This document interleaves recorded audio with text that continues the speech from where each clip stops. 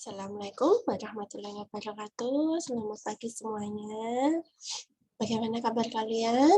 Semoga tetap dalam keadaan sehat walafiat, dalam lindungan rahmat, hidayah, petunjuknya, sehingga kalian tetap bisa belajar dimanapun berada dan bisa membawa manfaat bagi semua.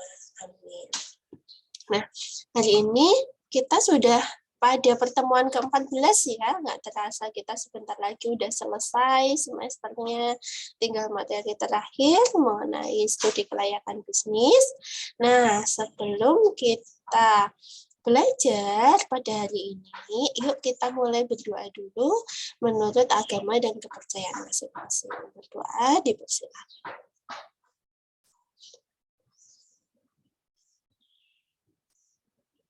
Selesai. Oke, hari ini karena materi kita yang terakhir, kita akan bahas mengenai laporan studi kelayakan bisnis. Jadi, kalian sudah belajar mengenai apa sih itu kelayakan bisnis, terus kemudian beberapa aspek yang ada di dalamnya, ada aspek operasi, ada aspek manajemen, ada aspek keuangan, ada aspek lingkungan dan lingkungan hidup, ada aspek pemasaran dan banyak hal. Nah, setelah kita mempelajari semua materi itu, langkah terakhir adalah kalian menyusun laporan studi kelayakan bisnis. Intinya apa? Ini adalah menuliskan proyek bisnis yang akan kalian jalankan. Ada ide apa ya? Terus kemudian kalian analisis mulai dari masing-masing aspeknya. Oke. Nah, apa sih yang Anda butuhkan untuk memulai bisnis? Gitu ya. Jadi di sini ada salah satu kutipan dari Dave Thomas yang mengatakan bahwa ada 3 hal yang paling sederhana yang Anda butuhkan ketika akan memulai bisnis baru.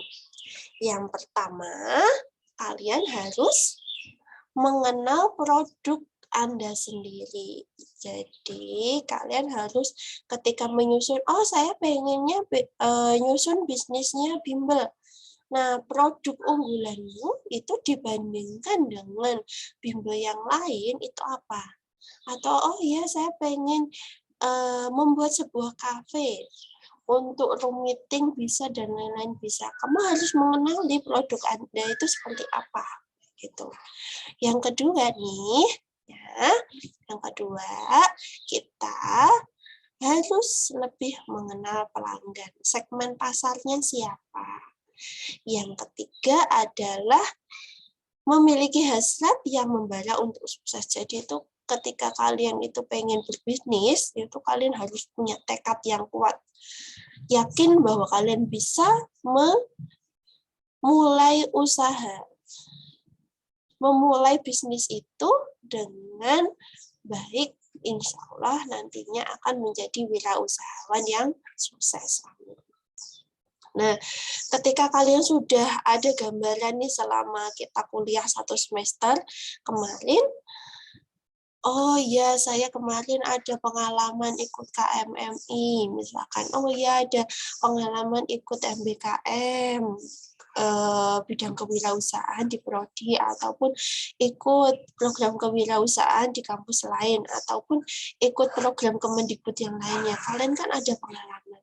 Nah, dari situ pasti akan membentuk suatu pemikiran sebaiknya kalau saya memulai usaha itu saya pengennya begini gitu. Pasti ada kalian sudah memiliki gambaran dalam benak kalian masing-masing.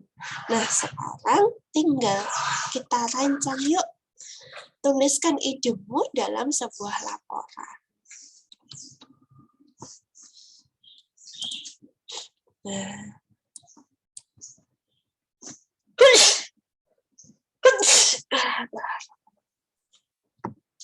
mohon maaf ya, kondisi saya agak berat. Oke, kita akan lanjutkan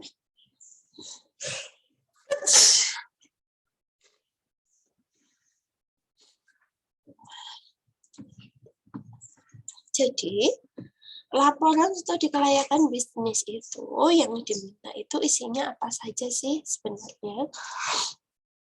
Nah, itu dari yang pertama adalah ikhtisar. Nah, walaupun ikhtisar ini ada di halaman pertama, jadi ada cover dulu ya, ada cover, terus kemudian kedua itu adalah ikhtisar.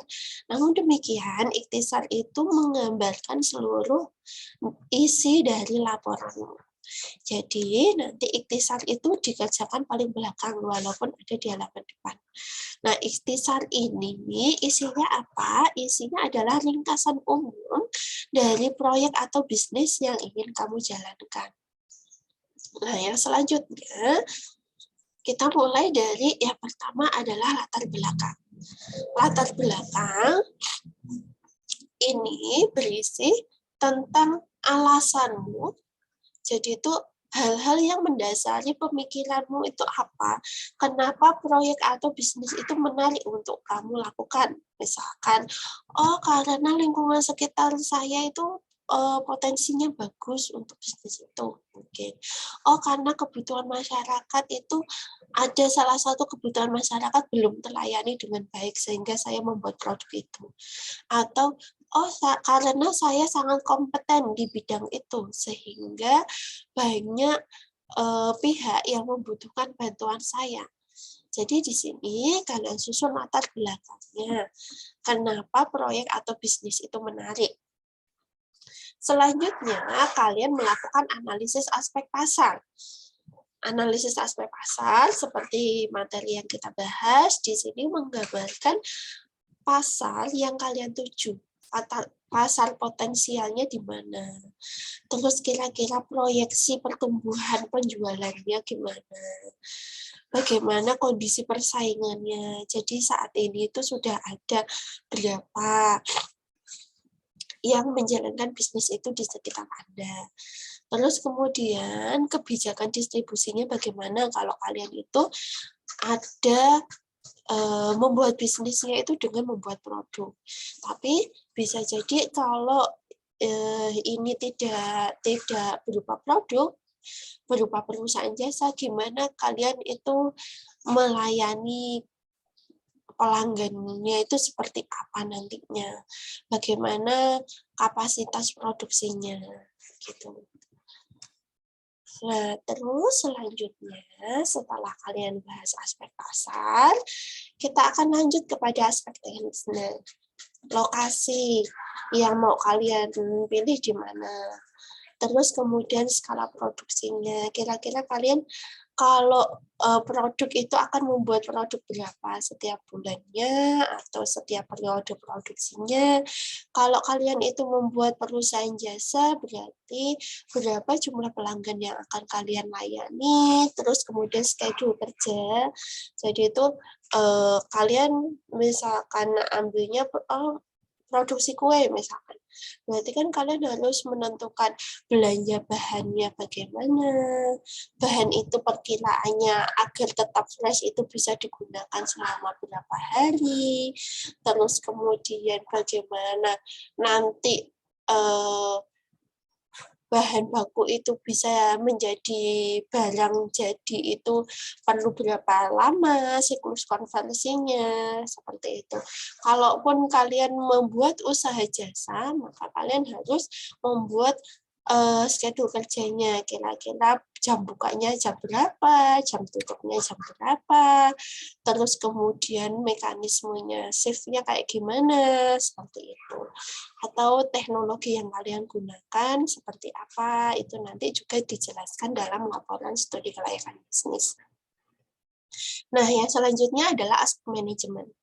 Di aspek manajemen ini nanti kalian akan menjelaskan mengenai tenaga kerja pada intinya. Jadi di sini nanti kalian akan bahas berapa tenaga kerja yang kalian butuhkan. Terus kemudian dari misalkan, oh saya membutuhkan tenaga kerja itu 5 orang misalkan. 5 orang itu keahlian yang kalian butuhkan apa? Oh misalkan satunya staff accounting, satunya dia itu staf pemasaran, yang 3 itu tenaga pengajar, atau misalkan 2-nya tenaga pengajar, 1-nya administratif. Nah, seperti itu kalian harus memetakan di awal ketika sebelum memulai bisnis, sehingga rencana kalian akan jauh lebih matang. Nah, yang selanjutnya, setelah kalian sudah bahas mengenai pasar, kemudian teknis operasi, manajemen, berarti kan kalian harus menghitung nih kebutuhan modal saya berapa, terus kemudian ketika sekali produksi saya membutuhkan berapa banyak, terus kemudian beban per bulan yang harus kalian bayar itu berapa, terus ketersediaan arus kas itu agar tetap operasionalnya berjalan normal itu berapa yang kalian butuhkan. Nah, ini nanti kalian tuangkan dalam laporan studi kelayakan bisnis juga untuk aspek finansial. Oke. Nah, selanjutnya kita akan ke aspek ekonomi. Kenapa ini penting? Karena aspek ekonomi di tempat perusahaan berada itu juga akan membawa dampak, walaupun entah itu secara langsung ataupun tidak langsung. Jadi nanti di sini kalian akan bahas mengenai aspek ekonomi itu lebih kepada dampak suatu proyek atau bisnis itu terhadap lingkungan ekonomi masyarakat sekitar. Misalkan kalian jelaskan, oh dengan adanya perusahaan saya membutuhkan 5 orang pekerja, dengan keahlian ini, saya ambil dari masyarakat sekitar. Nah, ketika nanti semakin dengan berkembangnya usaha saya bisa menyerap tenaga kerja. Nah, ketika saya itu menyerap tenaga kerja itu juga saya berikan pendidikan dan pelatihan, sehingga kecakapan hidup dia meningkat. Kalau kecakapan hidup meningkat, berarti dia akan memiliki suatu nilai value dalam dirinya, sehingga dia juga bisa meningkatkan taraf hidupnya jika suatu saat dia harus mandiri. Seperti itu. Jadi intinya ekonomi ini kalian bahas menurut sudut pandang dari kondisi lingkungan di mana tempat proyek atau bisnis kalian akan dijalankan. Nah, terus kemudian setelah kalian bahas tentang ekonomi, kalian bahas mengenai lingkungan hidupnya. Kira-kira proyek bisnis kalian itu nantinya menghasilkan limbah atau enggak? Kalau menghasilkan limbah, itu nanti pembuangan limbahnya bagaimana? Apakah ada metode recyclingnya gimana? Reduce, reuse-nya kayak gimana? Itu nanti kalian jelaskan secara singkat. Misalkan, oh saya pengennya bikin bimbel kan jasa. Tapi di situ kan kalian juga membutuhkan kertas, terus kemudian kertasnya itu untuk coret-coretan, untuk ngajarin siswa, itu nanti akan kamu daur ulang seperti apa sehingga tidak membawa dampak buruk bagi lingkungan. Misalkan, oh saya mau buat usaha untuk ini makanan, berarti kan kalian harus mencuci bahan masakannya, harus dan sebagainya, mencuci alat-alat masaknya, itu kan juga. Nah, nanti pembuangan air kotornya itu kemana arahnya, seperti itu.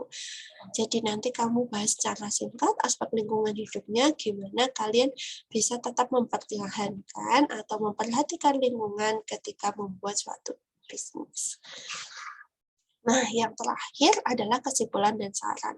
Kesimpulan dan saran di sini berisi dari kesimpulan dan saran atas rencana proyek bisnis. Menurut kamu, dari proyek yang akan kamu jalankan itu, sudah kemungkinan besar dapat dilaksanakan 100%, apa 75% atau 50%, ada keterbatasannya apa, peluangnya apa, tantangannya apa, nanti kamu sampaikan di kesimpulan dan saran. Nah, yang terakhir adalah lampiran. Di sini, lampiran itu jika ada data dan fakta yang perlu kamu ungkapkan dan tidak bisa masuk dalam laporan studi kelayakan bisnis yang bagian depan tadi, yang mulai dari latar belakang sampai kesimpulan saran ini, maka cukup kalian lampirkan. Nah, terus kemudian ingat ya, itu tadi kesuksesan bisnis tidak bisa didapatkan secara instan. Apalagi hanya sehari semalam. Justru Anda harus bekerja keras, mengerahkan seluruh kemampuan, tenaga, serta ilmu untuk berbisnis dalam menjalankan usaha. Dengan kerja keras, pasti akan lebih mudah untuk kalian mencapai sukses. Ingat, ketika mulai berbisnis, pastikan kalian bisa membuat sesuatu yang unik. First to market, jadi menjadi yang pertama di pasar, tested, teruji, jadi tidak membahayakan bagi konsumen, lingkungan, aspek ekonomi, sosial, budaya, dan masyarakat. Dan yang terakhir adalah autentik, asli. Itu adalah hasil karya inovasi dari kalian. Nah, yang terakhir, yuk kita tuliskan impianmu. Setiap impian besar berawal dari seorang pemimpi. Ingatlah, Anda memiliki kekuatan, kesabaran, hasrat untuk meraih bintang-bintang. Jadi, ada suatu penelitian, ada suatu motivasi. Ternyata ketika kita menuliskan impian itu secara tidak langsung seperti kita menghipnotis diri kita sendiri. Oh, saya harus bisa, saya bisnis ini, saya harus bisa begini, target saya 1 bulan ke depan begini, tahun depan begini, 5 tahun ke depan seperti ini. Nah, tuliskan impianmu dalam utamanya dalam hal berbisnis ini, tuangkan dalam laporan studi kelayakan bisnis, yakinlah bahwa kalian bisa. Yuk kita awali sebagai resolusi tahun 2022. Oke, mungkin itu saja dari saya. Mohon maaf kalau saya banyak kesalahan dalam menyampaikan. Semoga bermanfaat pertemuan kita selama 1 semester ini. Mudah-mudahan kalian menjadi pebisnis yang sukses untuk masa depan, bisa membawa manfaat bagi diri sendiri, keluarga, masyarakat, maupun negara. Terima kasih. Wassalamualaikum warahmatullahi wabarakatuh.